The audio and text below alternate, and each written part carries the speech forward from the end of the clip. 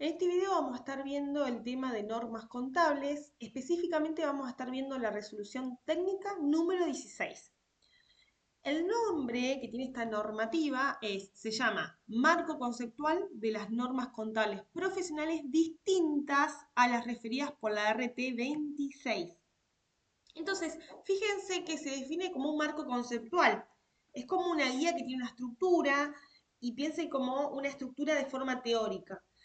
Y cuando nos dice que tiene que ser distinta a lo que está referida a la RT26, acá les dejo RT26, ¿a qué se refiere RT26? Esto es la adopción de forma obligatoria de las NIF, que son normas internacionales de información financiera, que es para el caso de los entes que hacen oferta pública de sus valores, o sea, cotizan en bolsa, para ese tipo de entes. Entonces, excepto esos casos, ¿sí? Vamos a aplicar para el resto de los entes la RT16, a eso se refiere.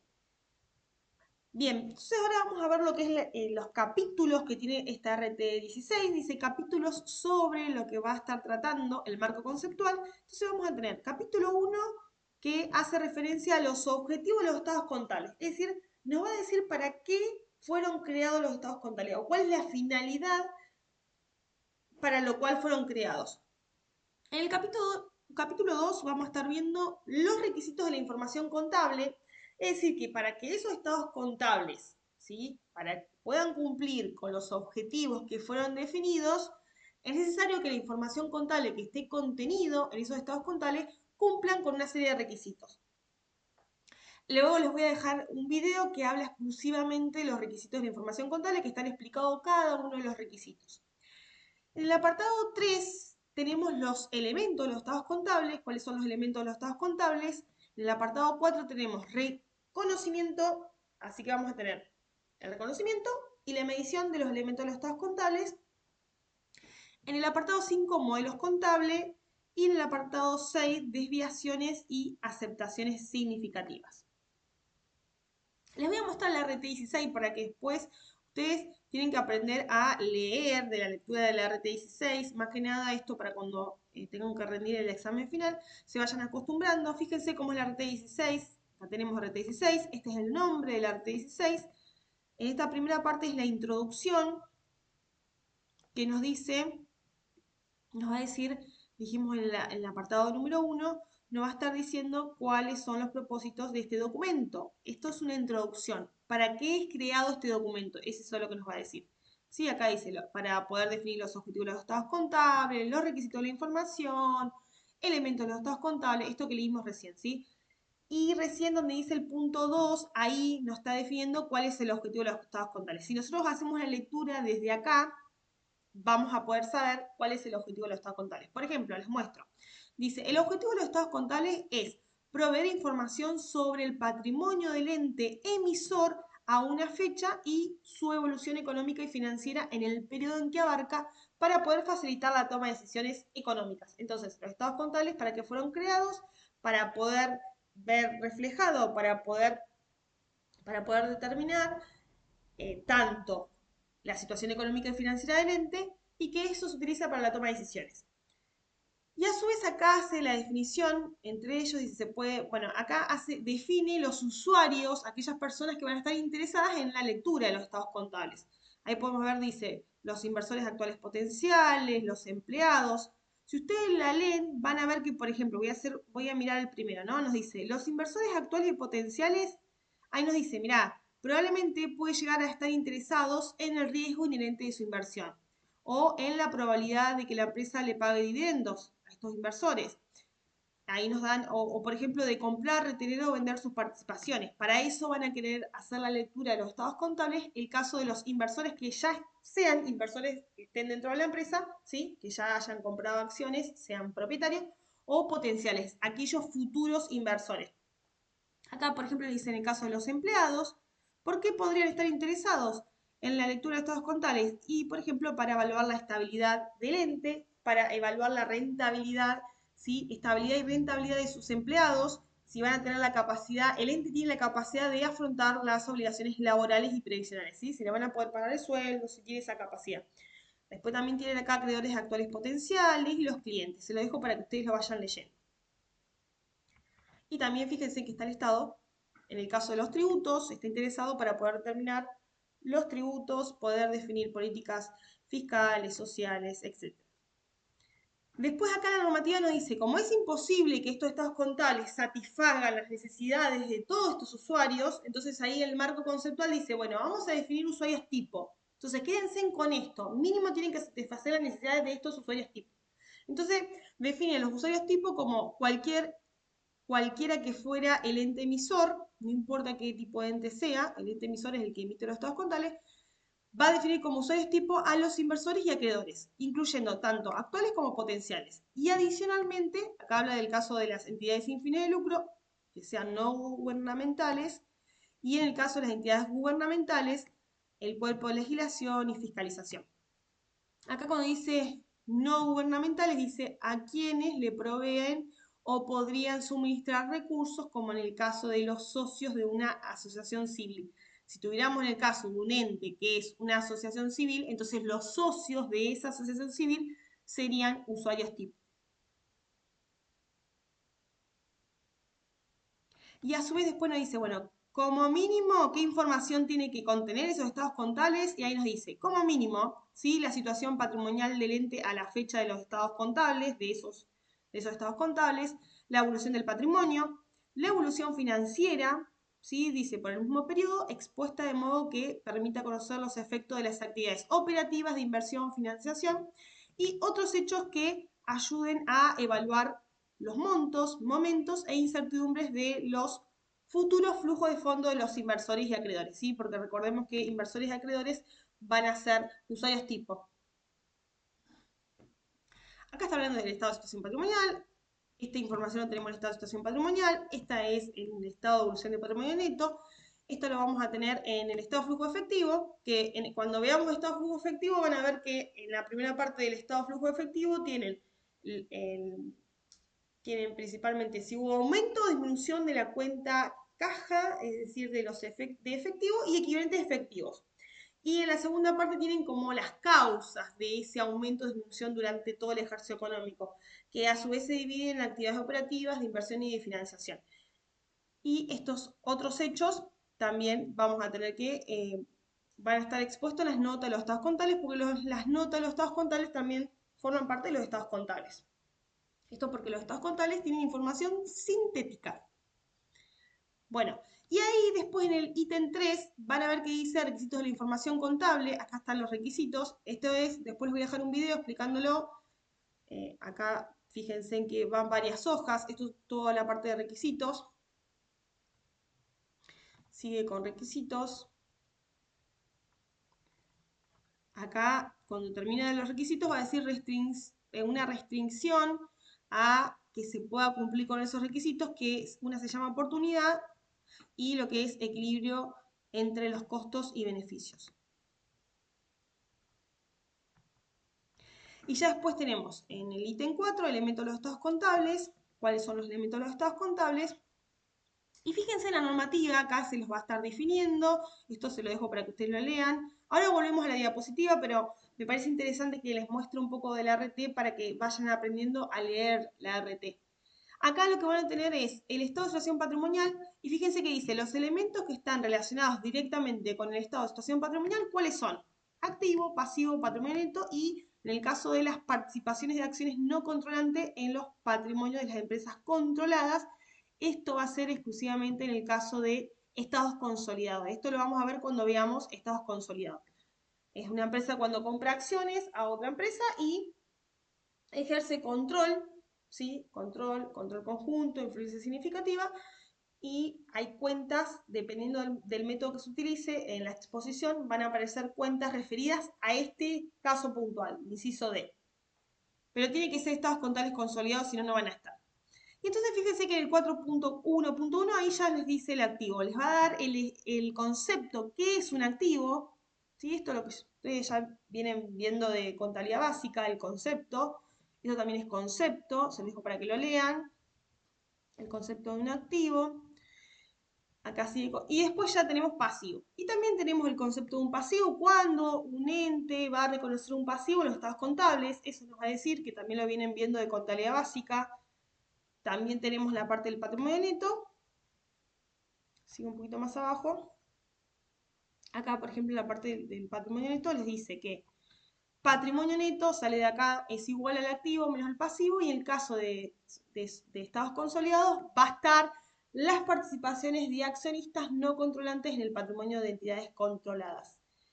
Y también podemos exponer o desagregar el patrimonio neto, sería igual a los aportes de capital, más los resultados acumulados. Acá van a estar las reservas legales, facultativas, resultados no asignados, resultados del ejercicio. Y acá en aporte, por ejemplo, van a ser las cuentas como capital o acciones en circulación.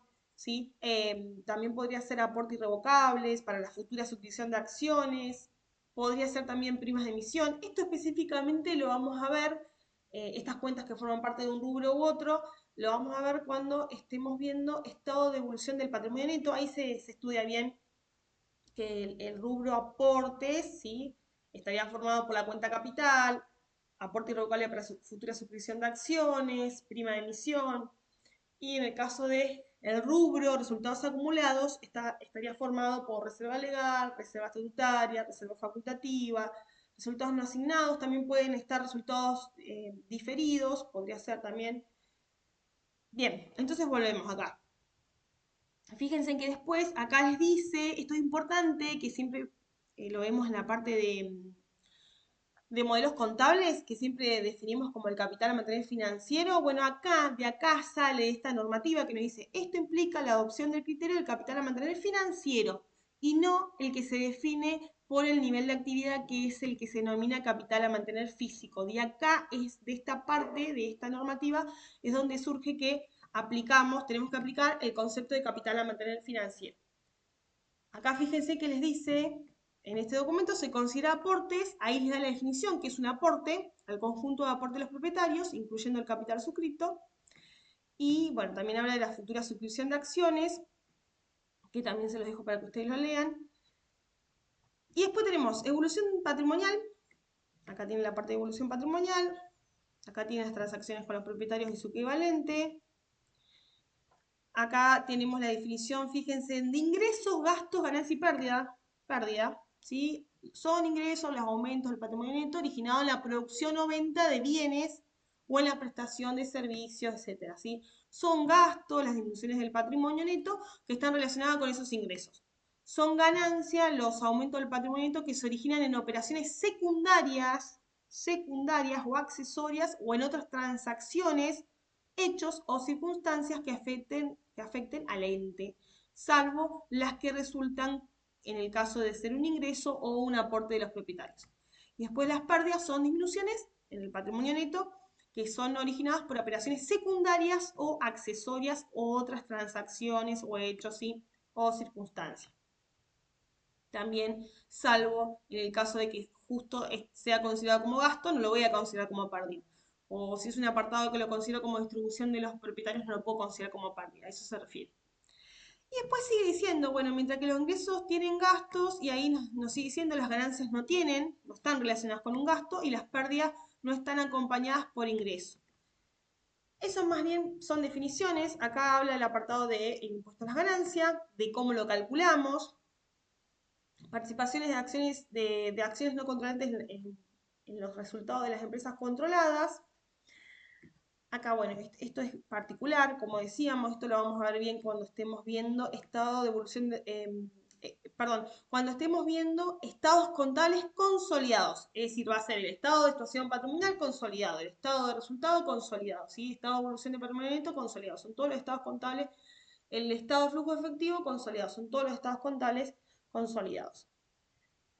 Y después acá tienen la definición, que esto seguramente también lo vienen viendo de contabilidad básica, pero ahora lo ven en la normativa, de dónde sale, dónde surge, que son las variaciones patrimoniales que son puramente cualitativas.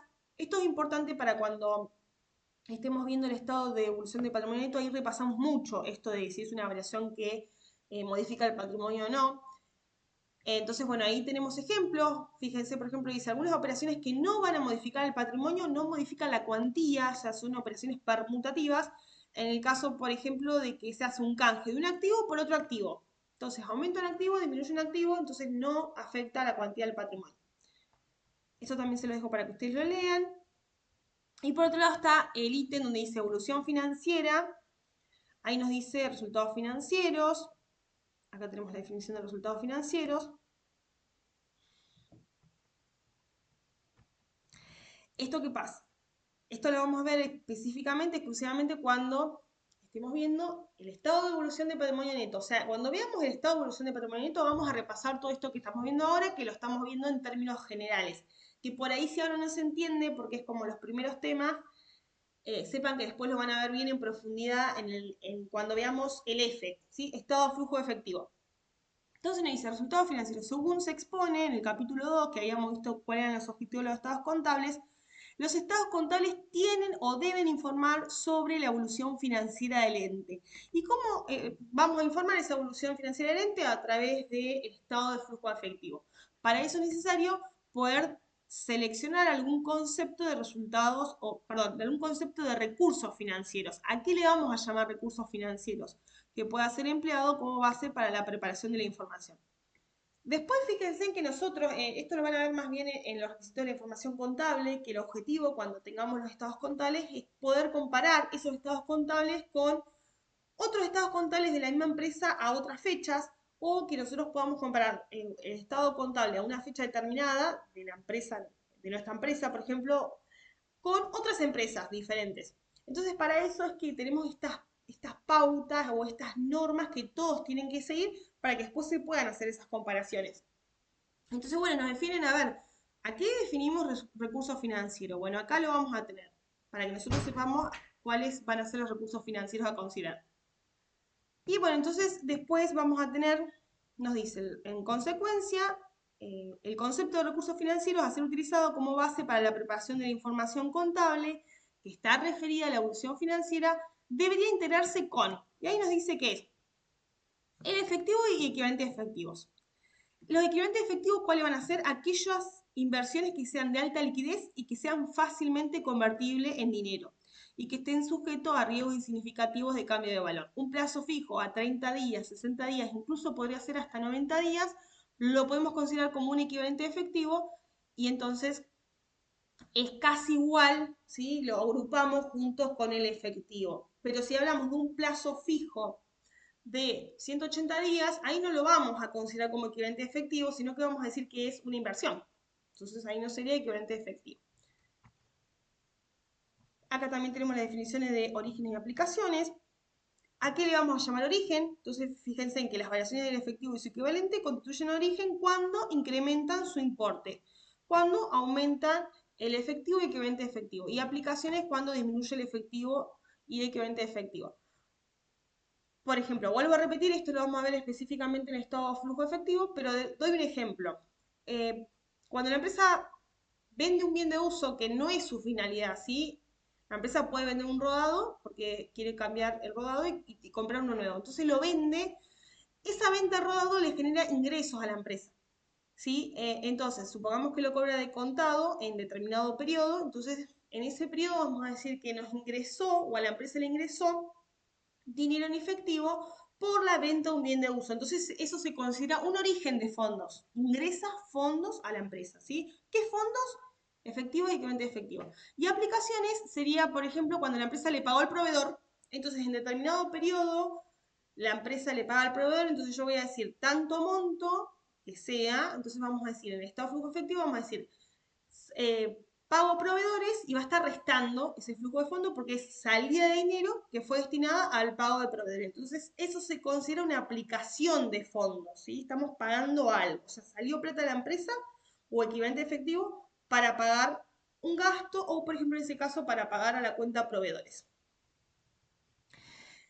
Y después ya acá tenemos la parte del reconocimiento y medición. Y acá ya tenemos lo que es modelos contables. Modelo contable, fíjense, el modelo contable utilizado para la preparación de los estados contables está determinado por los criterios que se resuelvan emplear. Y acá esto lo estamos viendo, vieron que ya lo vimos en profundidad en el apartado o en la clase que hablamos de modelos contables. Habíamos definido que los parámetros que vamos a utilizar para armar un modelo contable o preparar los estados contables a través de un modelo contable, entonces eran la unidad de medida, los criterios de medición contable y el capital a mantener que ya dijimos que va a ser el financiero. Entonces acá la RT lo que hace es definirnos la unidad de medida. ¿Sí? Entonces nos va a decir, los estados contables deben expresarse en moneda homogénea, de poder adquisitivo la fecha a la que corresponden. En un contexto de estabilidad monetaria, como la moneda homogénea, en ese caso, considerar moneda homogénea a la moneda nominal. ¿Sí? Entonces nosotros, depende del modelo que estamos trabajando, habíamos definido que la unidad de medida o podía ser con ajuste por inflación o sin ajuste por inflación. Los criterios de medición, acá nos dicen que los cuales son, en el caso de activos, puede ser costo histórico, costo de reposición, valor neto de realización, que es el BNR, valor razonable, el valor actual, que se llama el importe descontado del flujo neto de fondos a percibir, y importe de participaciones, esto es el porcentaje de participación sobre las mediciones contables de bienes o de patrimonio, esto sería en el caso de estados consolidados, dijimos. Y esto depende de qué rubro estoy trabajando, porque no todos los rubros van a poder medirse al costo de reposición, o no todos los rubros van a poder medirse al BNR. Entonces, eso lo vamos a ir profundizando cuando vayamos viendo los rubros de forma particular, que veamos caja y banco exclusivamente, que veamos bienes de cambio exclusivamente, que veamos, ¿sí? En el caso de bienes de cambio, depende del tipo de bien, que sea su valor corriente podría ser o costo de reposición o el BNR, depende de la característica que tenga esos bienes que vende la empresa. Y después también tenemos el caso del pasivo, también puede ser criterios de medición, valor de origen, costo de cancelación, el valor actual y el porcentaje de participación sobre las mediciones contables del pasivo. Esto es exclusivamente en el caso de que estemos trabajando con estados contables consolidados, recuerden eso. Y además nos dice, los criterios de medición contable a utilizar deben basarse en los atributos en cada caso que resulte más adecuado, esto es lo que nosotros decíamos, ¿sí? Para poder alcanzar los requisitos de la información contable enunciados en el inciso 3 o en la sección 3 y teniendo en cuenta lo siguiente. Entonces eso es lo que decíamos, ¿no? Estos criterios van a adecuarse dependiendo del rubro que yo estoy analizando. Entonces nos va a decir, que tenemos que tener en cuenta lo siguiente, el destino más probable de los activos y la intención y posibilidad de cancelación inmediata de los pasivos. ¿Qué significa esto? Que en el caso de los activos van a tener un límite. Ese límite va a estar reflejado por o su valor de cambio, que va a ser el BNR, o su valor de uso, ¿sí? Que puede ser un valor descontado, eso lo vamos a ver bien específicamente, pero vamos a decir que los activos hasta ese valor lo vamos a poder dejar medido. Es como su techo máximo que tienen los activos. Esto para que la empresa no sobrevalore, ¿sí? No le ponga un valor mayor a los activos de los que realmente deberían tener. Y en el caso de los pasivos es al revés, como un techo mínimo. Mínimo, tiene que estar medido los pasivos de ahí para arriba. Es decir, ¿quién me va a dar el techo mínimo? Bueno, o el piso, vamos a decir, si es mínimo, decimos piso mínimo, es la intención y posibilidad de cancelación de forma inmediata de los pasivos. Si a fecha de cierre la empresa tiene intención de cancelar ese pasivo, bueno, ese va a ser su límite. Eso lo vamos a ver exclusivamente cuando veamos los rubros de los pasivos. Después tenemos capital a mantener, que dijimos que el capital financiero. Acá nos va a decir, ¿sí? El capital, de acuerdo a la sección 413, que es lo que leímos hoy, nos dice que el capital va a ser el financiero. Es decir, que está reflejado en función del dinero invertido en la moneda. ¿Sí? Lo tengo en la moneda. El invertido en moneda. Acá también habla de desviaciones y aceptaciones significativas. Esto se lo dejo para que ustedes lo lean. Acá ya estamos en el anexo. Bueno, y hasta acá. Fíjense, ya les di todas las pautas para que ustedes puedan leer. Acá ya termina. La RT. Bueno, y les paso también, o sea, les muestro esto, la diapositiva, para que lo tengan como resumen, pero lo ideal sería que ustedes lo puedan leer del RT16 y ahí lo estudien de ahí. Fíjense que acá tiene el resumen de cuáles son los objetivos de los estados contables, es proveer información sobre el patrimonio del ente, emisor en una fecha y su evolución económica y financiera en el periodo que abarcan para facilitar, siempre recuerden, para la toma de decisiones económicas. Todo esto es para la toma de decisiones. Acá está la definición de los usuarios tipo que decíamos, ¿sí? Inversores y acreedores actuales potenciales, proveedores en el caso de las entidades sin fin de lucro y también podría ser cuerpos legislativos y de fiscalización en el caso de las entidades gubernamentales. ¿Qué información hay que suministrar? Vamos a suministrar, según lo que nos dice la red 16, la situación patrimonial, evolución de su patrimonio, evolución de la situación financiera y otros hechos de utilidad. ¿sí? Esto lo profundizan en esta RT que les estuve explicando hasta este momento, ¿no? Fíjense en evolución de su patrimonio, dijimos evolución de su situación financiera, me lo va a dar el estado de flujo de efectivo. Situación patrimonial fácil, estado de situación patrimonial. Evolución de su patrimonio fácil, estado de evolución de patrimonio neto. Esos son los estados contables. Evolución financiera, estado de flujo efectivo y otros hechos de utilidad. Aunque bueno, también como estados contables tenemos el estado de resultado, no nos olvidemos. Y acá tenemos, bueno, acá tenemos como un resumencito de los requisitos de la información, que les dije que ahora les voy a pasar un video explicativo de los requisitos de la información para que les sea más fácil leerlo. Sí, les recomiendo que busquen la lectura, hagan la lectura desde la RT, acá, fíjense, 3.1, acá, 3.1, pertinencia, por ejemplo, la información debe ser apta para satisfacer necesidades de los usuarios tipo, ¿sí? Entonces lean, que lo puedan leer de acá, yo les paso un video explicativo de forma un poco más fácil para que puedan bajar esa información y lo puedan aprender. Entonces acá están los atributos, estos son los atributos. Pertinencia, que para que se cumpla este requisito de pertinencia tiene que tener un valor confirmatorio y a su vez un valor predictivo. El requisito de confiabilidad, que hace que la información sea creíble, a su vez tiene que cumplir con dos requisitos para que pueda ser confiable la información que está contenida en los estados contables, tiene que aproximarse a la realidad y tiene que ser verificable, ¿sí? Que se pueda verificar. Y la aproximación a la realidad a su vez tiene que cumplir con tres requisitos más para que esa información contable contenida en los estados contables pueda aproximarse a la realidad, tiene que cumplirse con los requisitos de esencialidad, neutralidad, integridad. Todo esto se los voy a explicar en otro video. A su vez también sistematicidad, ¿sí? Comparabilidad y claridad. Todo eso serían los requisitos.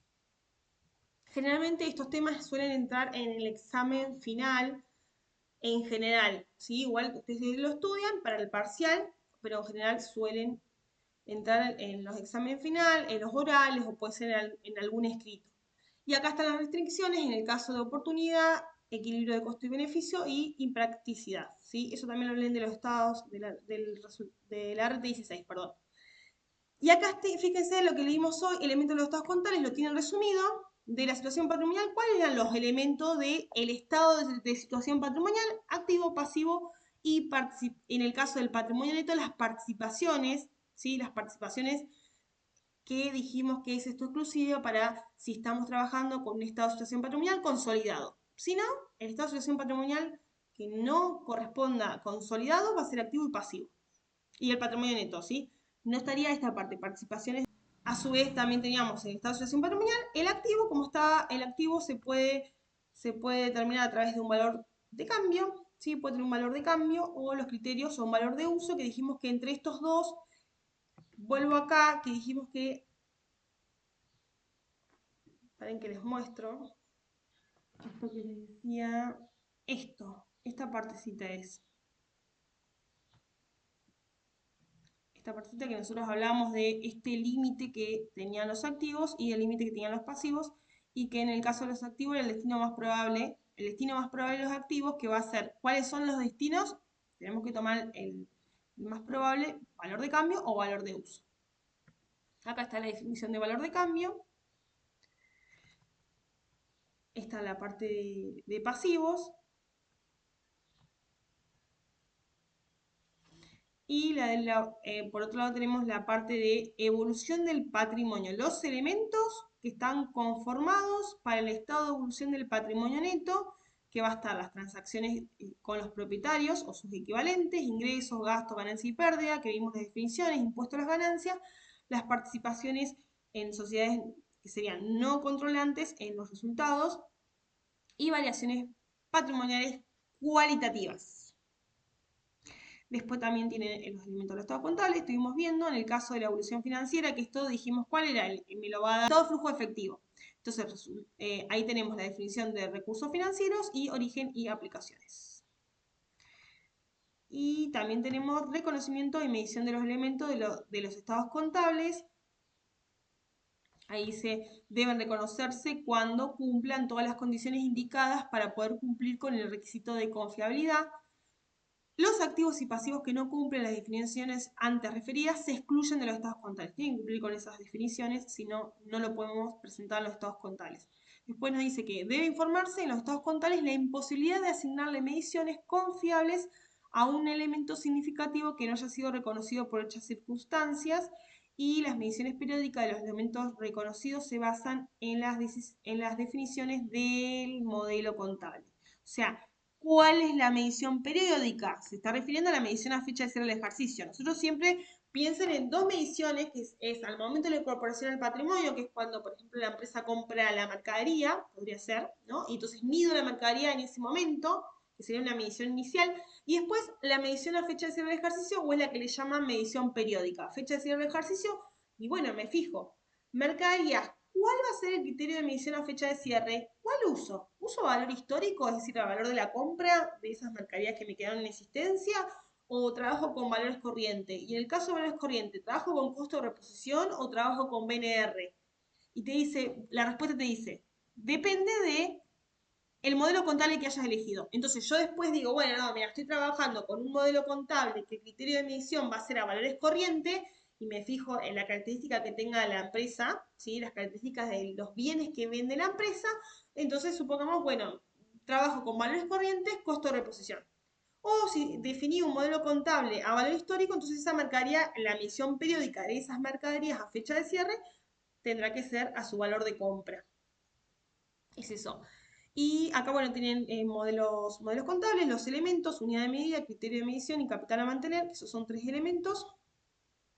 Y acá está un poco más resumido. Las unidades de medida pueden ser, cuando hay estabilidad económica, la moneda nominal, es decir, no se hace ajuste por inflación. Si no hay estabilidad, es decir, inestabilidad económica, vamos a tener que reexpresar la moneda. Con todo lo que implica, ¿sí? Con todo lo que implica y lo que nosotros vimos en profundidad en el apartado de modelos contables. Esto está resumido. Después, en el caso de criterios de medición, ¿sí? Otro de los elementos del modelo contable, criterio de medición. Entonces acá tenemos, lo tienen más fácil para estudiarlo, en el caso de los activos, todo esto que nosotros definimos: costo histórico, costo de reposición, BNR, valor razonable, valor actual, y el porcentaje de participaciones sobre las mediciones contables de bienes o del patrimonio en el caso de que estemos trabajando con estados consolidados. Para el caso del pasivo, algo que les agrego, y esto, el destino más probable, dijimos que es el límite, que lo tenemos ahí entre paréntesis.